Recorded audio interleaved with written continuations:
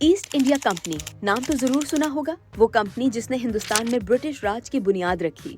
برطانیہ نے تقریباً 2 صدیوں تک نہ صرف ہندوستان بلکہ آدھی دنیا پر راج کیا۔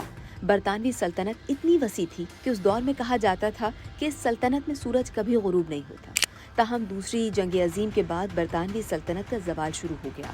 مگر آج ہمارا ٹاپک ہے ایسٹ انڈیا کمپنی۔ تو سوال یہ بنتا ہے کہ آخر یہ کمپنی کس مقصد کے لیے بنائی گئی تھی اور اس کا انجام کیا ہوا؟ آپ کو یہ جان کر حیرانی ہوگی کہ یہ کمپنی آج بھی موجود ہے، اسی نام کے ساتھ، مگر کام بدل گیا ہے۔ جی ہاں، مگر دلچسپ بات یہ ہے کہ اس کمپنی کا موجودہ مالک ایک ہندوستانی ہے۔ وہ شخصیت کون ہے، یہ جاننے سے پہلے تھوڑا سا ایسٹ انڈیا کمپنی کا تعارف ہو جائے۔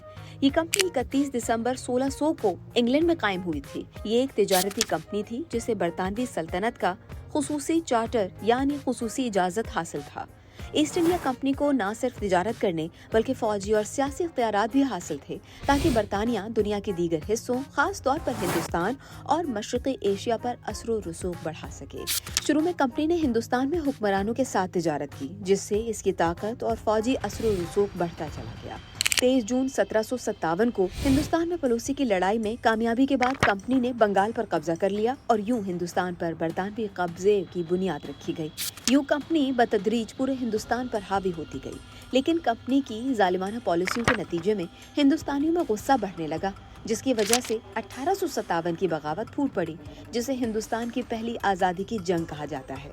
اس جنگ کے بعد برطانوی حکومت نے فیصلہ کیا کہ کمپنی کا راج ختم کر دیا جائے گا۔ یوں برٹش سرکار نے ہندوستان کا انتظام اپنے کنٹرول میں لے لیا۔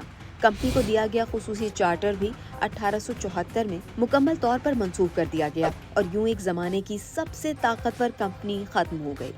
عجب کہانی یہ ہے کہ ایسٹ انڈیا کمپنی آج بھی موجود ہے، مگر ایک لگژری برانڈ کے طور پر۔ آج یہ کمپنی مہنگی چائے، کافی، لگژری فوڈ آئٹمز، تحفے اور ہوم ویئر مصنوعات فروخت کرتی ہے۔ اور ایک دلچسپ بات یہ بھی ہے کہ ہندوستان پر قبضہ کرنے والی ایسٹ انڈیا کمپنی اب ایک ہندوستانی کی ملکیت ہے۔ بھارتی میڈیا کی ایک رپورٹ کے مطابق Sanjeev Mehta East India company کے CEO ہیں۔ بھارتی نژاد برطانوی بزنس ٹائکون سنجیو مہتا نے اس کمپنی کو خرید کر دوبارہ زندہ کیا۔ یوں تاریخ نے عجیب الٹا وار کیا۔